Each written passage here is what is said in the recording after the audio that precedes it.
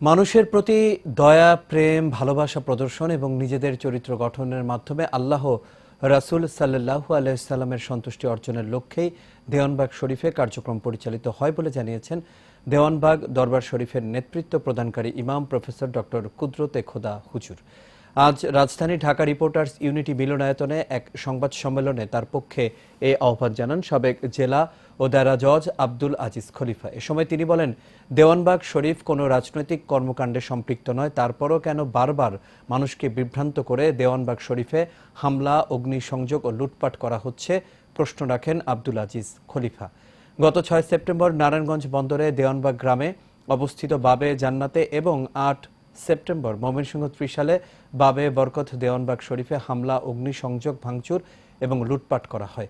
এ সময় শতাধিক ভক্তবৃন্দ আহত হন এবং একজনের মৃত্যু হয়।